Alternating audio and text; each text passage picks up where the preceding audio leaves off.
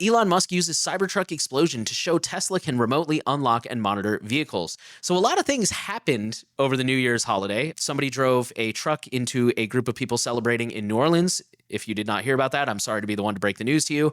I met a lot of people who've heard one story but not the other. This one happened like a couple hours later. Apparently, details are still coming out, and I'll be honest, I've not been following the story closely, so I apologize if I get any details wrong. But basically, somebody pulled up a rented Cybertruck outside of the Trump International Hotel in Vegas and exploded it. For the Cybertruck haters like me, my first thought was, did somebody blow it up or did it just explode? But it appears to be no, somebody genuinely like blew this thing up. Like this was some kind of intentional attack.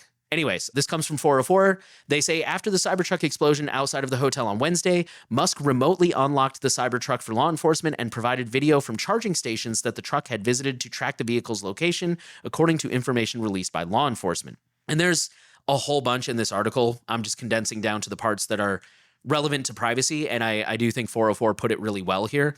They said the fact that the CEO of a car company or someone working on his behalf can and did remotely unlock a specific vehicle and has the means of tracking its location, as well as what Musk described as the vehicle's telemetry, is not surprising given everything we have learned about newer vehicles and Teslas in particular.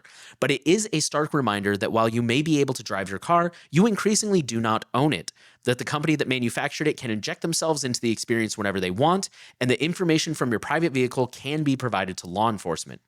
They go on to say, we still don't know much about Wednesday's explosion, but Musk and police are operating under the current assumption that this was an intentional car bomb. Under such extreme circumstances, it's easy to look at the way Musk is proactively helping the police and say that it's the right thing to do or a normal thing to do. But surveillance and data collection and sharing that is justified or trialed in extreme situations one day becomes commonplace for more run-of-the-mill situations later on.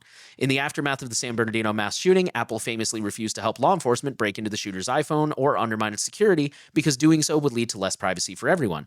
The type of third-party hacking capability that the FBI used to eventually get into the shooter's iPhone in what was then an extreme occurrence is now a capability that even local police have and is used every single day. They end by saying, we already know that cars are increasingly spying on their drivers and the world around them, and this data is not just being shared with law enforcement, it's being used to make money from customers. Last year, the New York Times' Kashmir Hill did a series of investigations about how connected cars record telemetry about their drivers and share it with data brokers and insurance companies. This is not just a Tesla problem. And we did cover some of those stories from the New York Times for the record. The only thing I wanted to add on to that, because I think they said it really well, is they mentioned, surveillance that starts off in extreme situations becomes normal.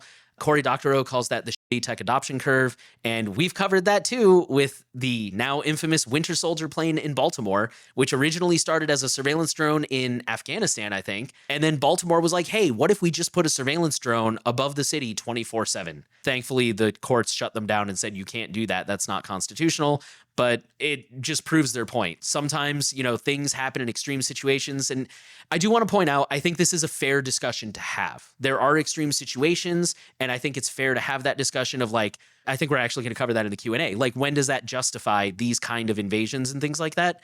But I think they also make a good point that we do need to have that discussion. We do need to ask those questions because otherwise it just becomes commonplace. Yeah, a couple thoughts on this story. One, I think what's really frustrating, it always sucks because when nothing is going wrong publicly, we don't know what's going on and there's no transparency. And so the only transparency we ever get is in these extreme situations. And it always puts us in a situation of it looks like we're defending criminal activities, but the reality is we never get transparency outside of when a criminal gets caught with something and then that gets shared online. I really dislike how Tesla uses the words anonymized constantly. We anonymize telemetry. We don't know who driver does what. And yet Musk described as the vehicle's telemetry and knew which car it was able to remotely unlock it. So, all this anonymization stuff is frankly just crap. And any company that says data is anonymized, but they still collect inherently non-anonymized data like location, it's just not true. So that was something really frustrating. And then also, this isn't new. There were the Tesla leaks from 2023 that I looked up before we read this out. If people don't remember, we covered this on Surveillance Report, but it showed employees had access to the car's recordings. And I think it caught people naked in their garages and stuff like that. And they were sharing them internally. And there was this whole little network of people who had access within Tesla. Unfortunately, I don't think it's just the CEO has access to the data. It's many employees that work under the company. And this is why we continually talk about zero knowledge when possible. Zero knowledge means that you own your encryption keys, you own your data. Even if you go through their servers, they're not able to access the encrypted data. So we always try to lean towards those zero knowledge providers, but it's not really possible right now in the world of cars. We just covered the Volkswagen data breach, and one of the sneak preview of the Q&A, someone asked about what's a private electric car I can buy. The reality is there aren't many great options right now. And it's not just an electric car issue. Last time we talked about electric cars, there was like 20 comments of people like, this is why I still drive my ICE vehicle, blah, blah, blah. And I'll be very forward. I'm very big into electric cars over ICE vehicles, so I definitely have a bias there. But this is not just an electric car issue. It's a new car issue. If you go and get a new ICE vehicle, it's going to have probably all the same data collection as an electric car. So this isn't something you can solve by just going for an ICE vehicle. Just in case anyone else is not a car guy and was confused for a moment there, ICE is internal combustion engine, aka a conventional gas vehicle, not an electric vehicle. It took me a second. I was like, what the heck is an ICE vehicle? Thank you for watching this Surveillance Report clip. This clip comes from our main Surveillance Report podcast, where we talk about privacy and security news every single week. If you want to keep yourself safer and more educated about these topics, check out the main podcast over there, and we'll see you next time.